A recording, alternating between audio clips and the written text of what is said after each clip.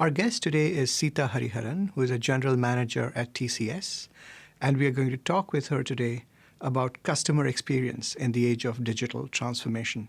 Sita, thank you so much for joining us today on Knowledge at Wharton. Mukul, thank you for having me here. We hear so much about digital transformation these days, and perhaps a good place for us to begin might be to look at the state of the digital economy globally. What are some of your thoughts on that? Mukul, thank you for the question. As we all know, digital tools, technologies, and platforms have seen an unprecedented rate and pace of adoption just in the last 3 years, and they have changed how we live, how we work, and how we interact with each other. Most importantly, how we interact with companies that we do business with. Let's look at some statistics. World's population is approximately 7.6 billion. We have nearly 4 billion active internet users today, about 5.1 billion unique mobile users, and nearly 3.2 billion social media accounts. What is even more interesting is that we added nearly 1 billion to 1.5 billion users in each of these categories just in the last 3 years, between 2015 and 2018. Now, add to this mix Internet of Things. In 2018, we will have nearly 28 billion Internet of Things. Think about it, 28 billion. Everything from cars to doorbells to bracelets to cameras to appliances at home, even my garbage cans. My car today can accurately predict where I'm headed based on the time of day and day of the week. My vacuum machine informs me when my house is clean, and my garbage can tells me when I need to clear it. This is absolutely an exciting time both for customers and businesses. Businesses need to figure out how to interact with their customers, how to deliver superior customer experiences. That's exactly right, Sita. And so based on everything you just said, what are some of the implications for the way in which companies go on defining their customer's experience or the customer's journey? Mm-hmm. And even more interestingly, what do you think this means for the kind of expectations that customers have of the way in which they'll relate to companies that they deal with? In the past, even just a couple of years ago, the companies said that I need to be online. And if I have to survive in the digital world, people are spending about 1 billion years on the internet every year. So I need to be able to provide access for my customers to my business online. So they said, let me have an online presence. That isn't enough anymore because every business, even the mom and pop stores that we know, have online presence. So what can businesses do more than that? How do I ensure that the experiences that I provide to my customer is consistent across all of the channels? How do I differentiate between the experience that I offer versus what some of my competitors are offering to my customers? So these are some of the challenges that businesses across industries are grappling with today. Well, I think what you're saying is very true. Everywhere we look, we find retailers are getting hammered. Based on what you just said, how do you think companies should relate to their customers? And even more importantly, what has changed about the relationships between customers and their companies and their customers, and what has not changed? In this entire digital transformation, if there is one thing that is constant, that is the customer. Mm-hmm. Who could have described customer experience better than some of the entrepreneurs here in US as well as in Britain, right? Some of the names that come to mind are John Wanamaker, Marshall Field, Harry Gordon Selfridge. The catchy phrases that these guys came up with, some of them ring true to me even today. give the woman what she wants. Customer is the king, and customer is always right. What has changed with the digital technologies is that it has put more power in the hands of the customers. And businesses need to figure out how to interact with their customers better. So what kind of examples do you think we could consider to give some specific instances of what you're describing? So let's take a case of an insurance company, or actually two insurance companies. Okay. The mission statement of the first insurance company is to offer health insurance policies to its customers. In the digital world, this company says that I'm going to make sure that my services and products are accessible to my customers both online and in the physical world. They can interact with me any way they choose to interact with, even on their mobile devices. So the second insurance company, on the other hand, says my mission statement is to be a partner to my customer on their wellness journey. Consistent with the mission, what they do is, yes, they of course sell health insurance policy, but in addition to that, they care for their customers' well-being. So they connect their customers to the local gym. They encourage their customers, as an example, to exercise regularly. They motivate them using gamification. And they even remind their customers to get their annual physicals. So this is an example of a company that cares for its customer. And a healthy customer means that fewer insurance claims will be submitted, and that would also mean that their insurance premiums could go down over a period of time. So if you look at the example, this particular example, two companies, the first one has a transactional relationships with its customers. The second one, based on its stated mission as well as its behavior, is able to deliver connected customer experiences, thereby own the journey of its customer. I wonder if you could drill down a little bit deeper into what you just said, because that's very interesting. What do you mean by a connected customer experience or a connected customer journey? Let's take the case of a grocery store as an example. Everyone will understand grocery store. We all shop there almost every week. Always I have thought of grocery stores as someone that does mass marketing. At the best, demographic-based marketing. I've been frustrated that my grocery store, even though I have shopped with them for the last 20 years, I have their loyalty card, they just don't understand me. They still send me coupons by snail mail for products that I've never bought from them. So as an example, for meat, I'm a vegetarian. So I got really excited, Mukul, when a couple of months ago, one of my customers, a grocery store, came to us and said they wanted to understand their customers better. They wanted to do behavior-based segmentation. They wanted to understand the personas of each and every one of their customers. What they meant by that is, I want to understand where they live, where they work, what is their education level, what they consume, how they shop, why they shop, what motivates them to shop, what motivates them, as an example, to come into my store. And based on all of this information, which is the persona of an individual, they wanted to drive customized campaigns. So that is the first right step for them.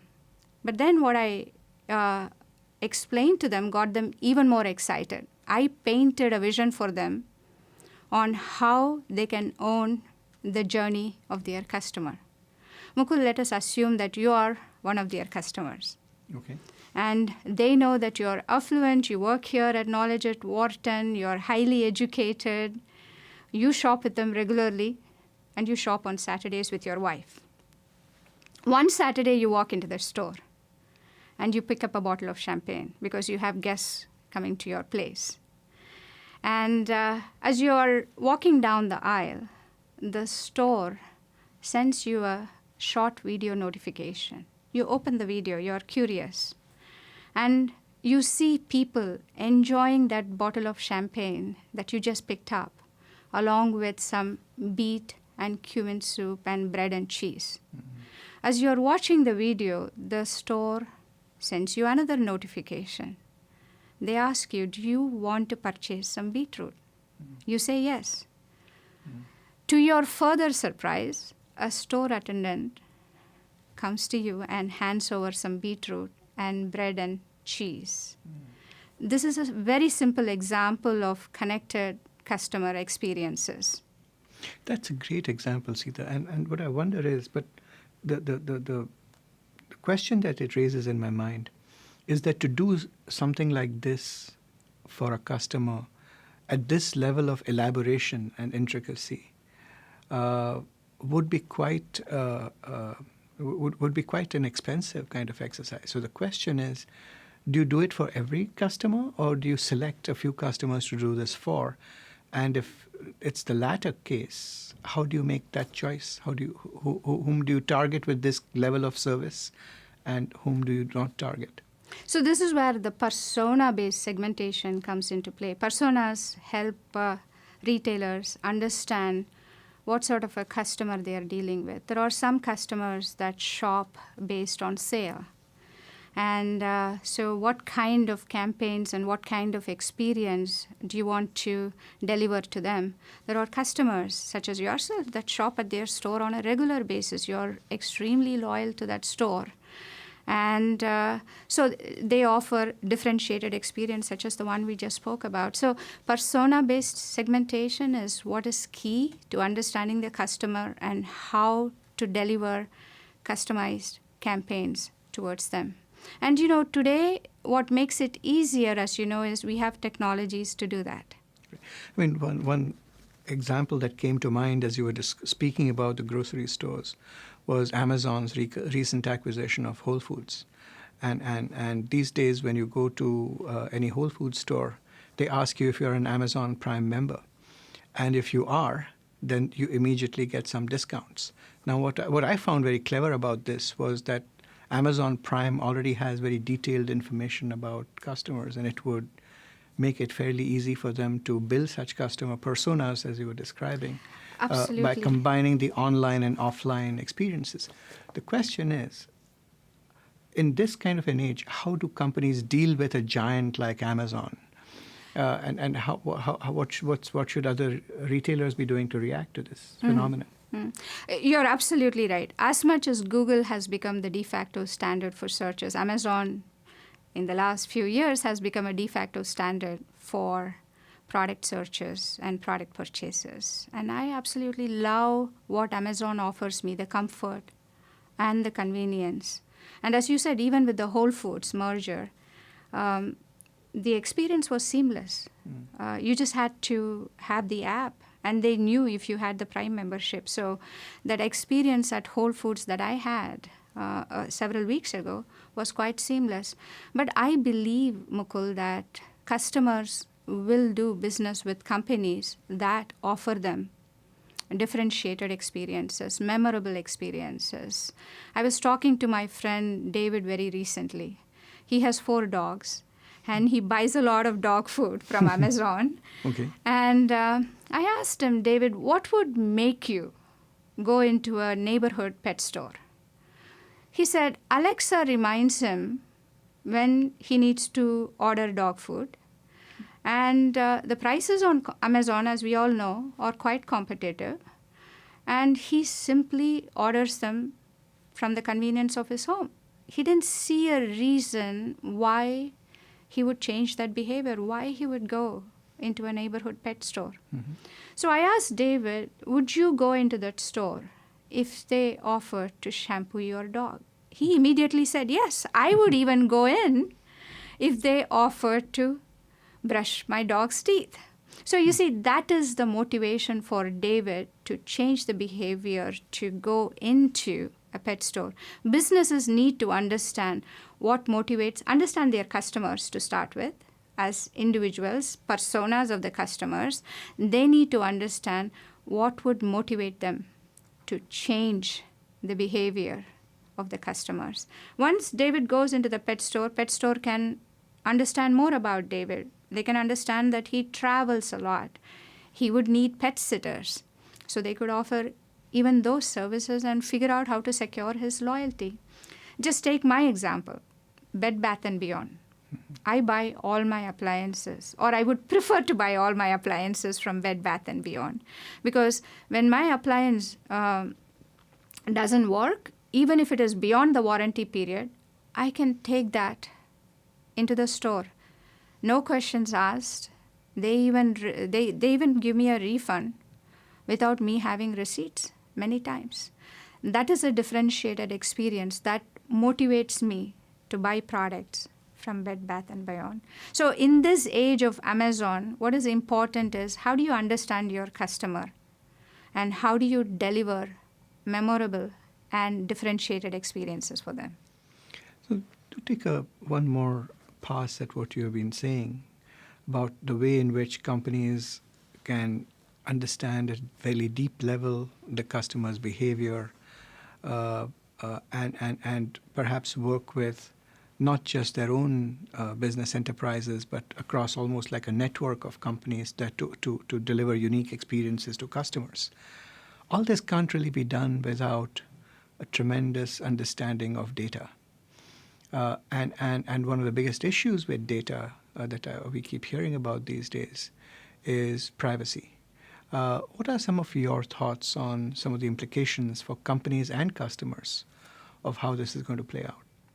So we all know that GDPR, which is a European regulation for privacy, came into effect May 25th of this year, 2018.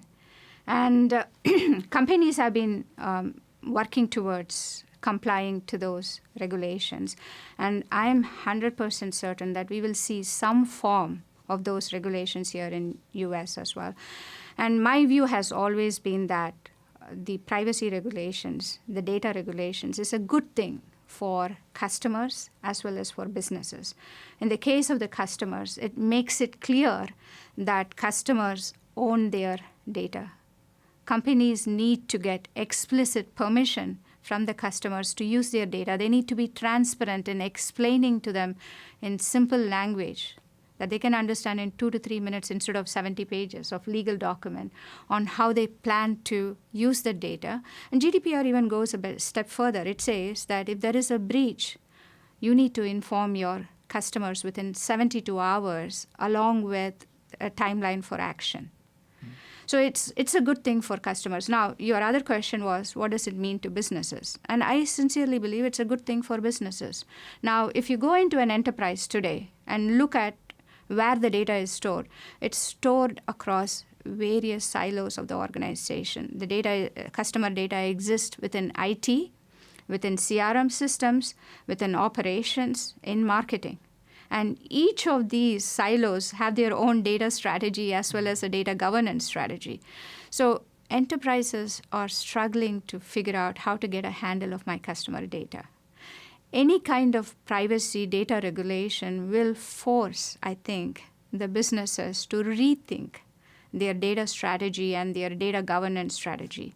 The first step that they would take is, how do I get handle of my customer data? And as you and I know, getting a handle of the data allows you to understand your customer, and that is key to delivering superior customer experiences. And so there is a silver lining even for businesses when it comes to these regulations.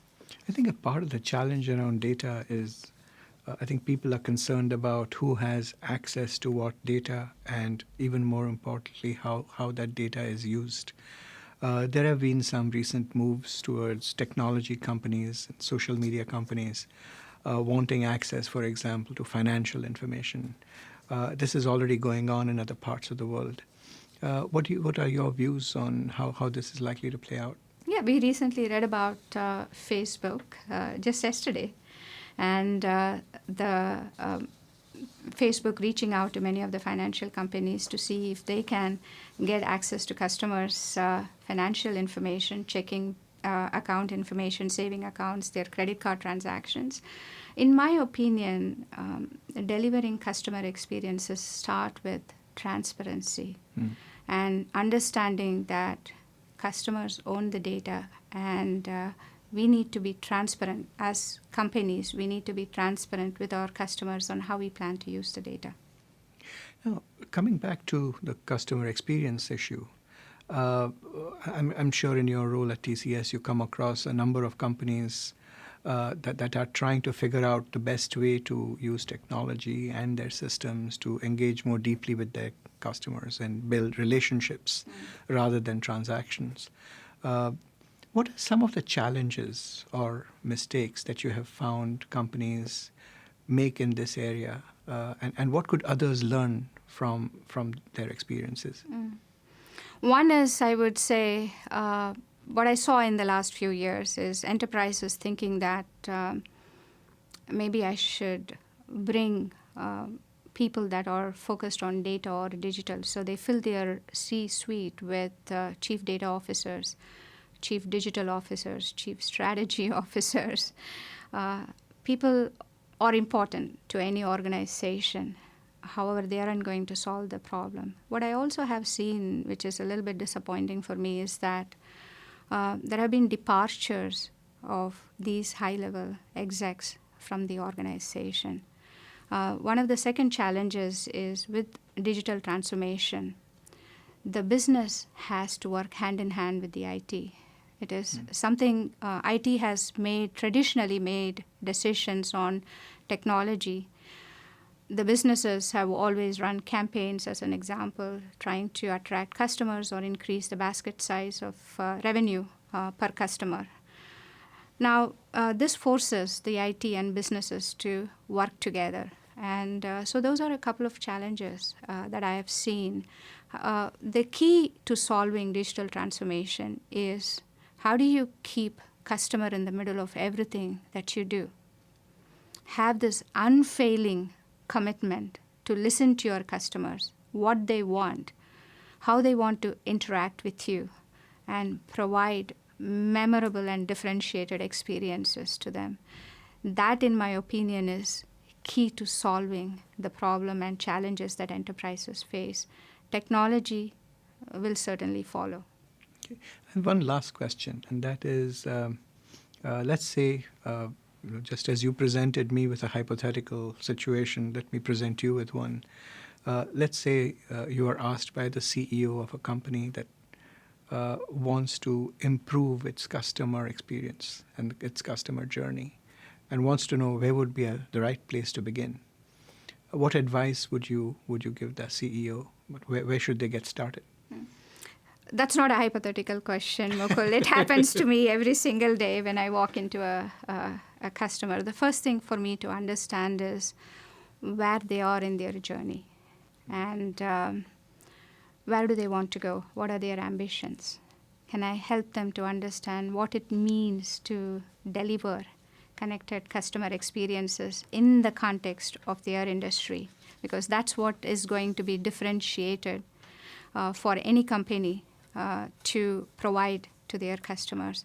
So start with where they are, understand their ambition. How do I bridge the gap between the two, as well as move them towards thinking that they need to own the journey of their customers to survive, and that's how I start the discussion.